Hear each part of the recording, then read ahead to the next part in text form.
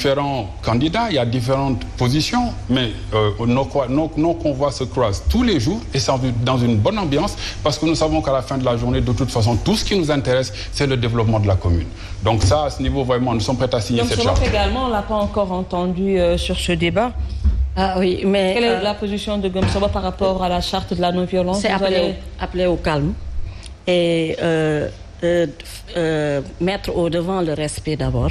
Parce que comme l'a dit, il y a après 23 janvier, et nous habitons la même cité, comme il l'a dit, ce n'est pas les leaders d'en haut qui élisent les maires, c'est les populations de la cité. Et nous habitons ensemble. Après le 23, nous sommes ensemble. Et moi, je me dis que des fois, la violence, ce qui tire la violence, c'est les manques d'idées. En général, il y a des gens qui ne sont que dans Facebook, du matin au soir, à critiquer, à violenter verbalement leurs adversaires. Donc là, moi, je vois qu'à cette période où nous sommes, je pense que surtout les jeunes, il ne faut pas qu'on vous appelle à la violence. Si on vous appelle à donner des idées et à argumenter pour le développement de votre cité qui va développer le pays, moi, je suis d'accord. Mais il ne faut pas que les jeunes, qu'on vous appelle à la violence et vous répondez par la violence.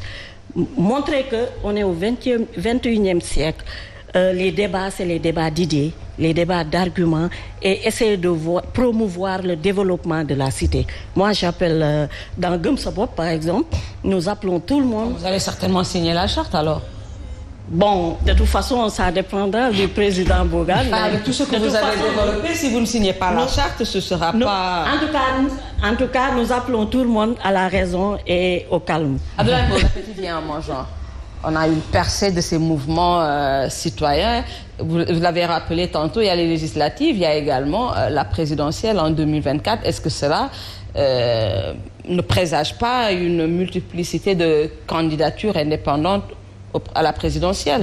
Oui, normalement, on devrait... Si ces mouvements citoyens arrivent à la tête des collectivités, on devrait s'attendre justement à un boom de candidatures et par rapport justement aux personnalités indépendantes, pour ne pas parler de mouvements en ce qui concerne les élections législatives, mais également en perspective de la présidentielle. Parce qu'en réalité, si on diagnostique justement les faits par rapport justement à la chose politique au Sénégal, mais c'est toujours bis repetita. Parce qu'en réalité, il faut avoir souvent la lucidité de revisiter justement le passé.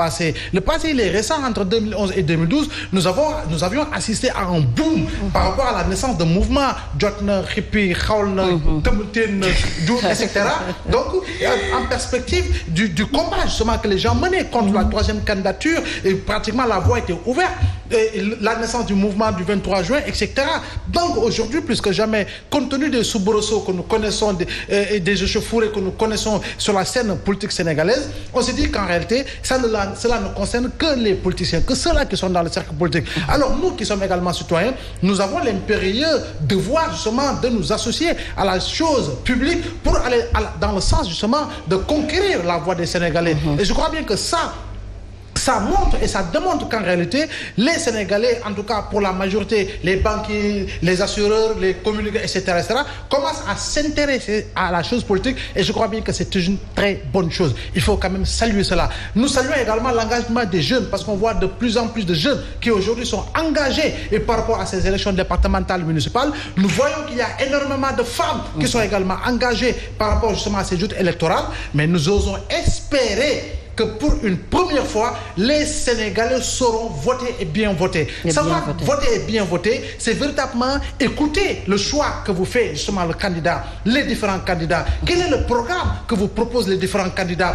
En réalité, est-ce qu'en réalité, il va ravaler du jour au lendemain sa vomissure en véritablement se délisant par rapport à tout engagement qu'il aura pris? Parce que moi, je suis foncièrement contre ceux-là qui disent la promesse n'est faite qu'aux gens qui y croient. Non, je crois bien qu'il faut amener qu'au nom de la morale et de l'éthique comportementale et de l'éthique de la parole, aller dans le sens de savoir et de pouvoir respecter la parole donnée. Mais ce programme que nous présentent également les candidats tout tout ne on peut pas encore dire que c'est du concret. Oui, ce sont des promesses. C'est des promesses. Oui. Mais moi, je ne parle pas de promesses, moi, je parle d'engagement. Parce qu'en réalité, quand on a la lucidité d'écrire un programme, d'aller à la rencontre des populations, leur parler, leur proposer son programme, et pour se dire que non, ce n'était pas réalisable, c'est véritablement s'attendre à ce que l'on soit pendu sur la voie publique, excusez-moi du terme. Mais c'est juste pour rigoler. Mais aujourd'hui, plus que jamais, nous devons prendre exemple sur un pays tel que l'Éthiopie,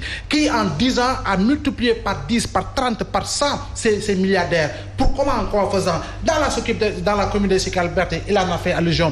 Au niveau de Padoua, ça peut être le cas. Au niveau de Mermoz, ça peut être le cas. Si aujourd'hui, les enveloppes, je ne suis pas foncièrement contre, parce que pour certains événements, il y a des familles qui en ont besoin. Mais je crois bien que si on distribue 10 millions en espèces, mais 10 millions, ça va aller dans le sens d'une mise en place d'une PME ou d'une PMI qui pourrait engager 10 jeunes du quartier, 15 jeunes du quartier. Pourquoi on ne devrait pas avoir le thé Sikapois, des boutiques dédiées où on va employer des jeunes de la SICAP, où on va importer du thé, si le monsieur le maire le c'est parce que vous êtes un adepte du thé que vous prenez cet exemple-là. On va avoir le thé Sikapois acheté par les Sikapois, et c'est des rentrées d'argent pour justement les Sikapois. Pourquoi au niveau de la Padoua, on ne pourrait pas avoir le sel de la Padoua au niveau de tout? Il faut quand même que l'on puisse penser et repenser notre économie. Le libéralisme est bon, mais nous sommes un pays en voie de développement. Il faut que nous puissions aller dans le sens d'avoir ce courage de trouver des astuces, loin des considérations politiciennes, mais pour le bon devenir des citoyens, pour le bon devenir du peuple sénégalais. Parce qu'en réalité, il faut aimer son pays. Il faut être un véritable citoyen. Il faut être un patriote. Lorsque l'on sent véritablement et que l'on écoute l'hymne national du Sénégal, lorsque l'on voit au matin du 4 avril nos militaires, nos policiers, nos paramilitaires défiler, il y a quelque chose que l'on ressent au fond de son âme, parce qu'en réalité, c'est la patrie justement qui vous parle. Je crois bien qu'aujourd'hui, que les politiciens, que ceux-là qui sont dans les mouvements puissent se dire non, nous devons participer à travailler, à construire notre pays. Mais c'est une croyance, c'est une foi. On ne peut pas entendre le muezzin et appeler à la prière, on fait ses ablutions, on vient prier, et qu'au sortir, en réalité, on dit « Ah, ce sont nos gars-là, on va les... » etc. Non, je crois bien qu'il faut que ça change, et pour que ça change, il faut quand même de la foi. Monsieur Thiou, nous sommes presque arrivés au terme de ce magazine. Le 23 janvier, c'est proche, c'est loin.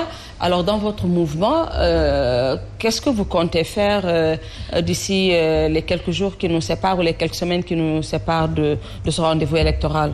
Alors, juste, je vais peut-être rebondir juste sur ce que disait M. Bo avant. Oui, en fait, il a parfaitement raison, parce qu'au jour d'aujourd'hui, souvent, les gens, ils donnent un chapelet de promesses, alors que quand ils sont élus, ils font autre chose. C'est pourquoi, nous, dans notre programme, on a dit quand même qu'il serait important de regarder le profil du candidat. Et dans le profil du candidat, nous avons essayé de mettre en exergue deux choses. La première, c'est la compétence de la personne. La deuxième, c'est son intégrité morale. Parce que nous pensons qu'au jour d'aujourd'hui, pourquoi les gens, à chaque fois, ils vous disent que, ouais, les politiciens, ils vous disent ça, dès qu'ils sont élus, font autre chose. Ça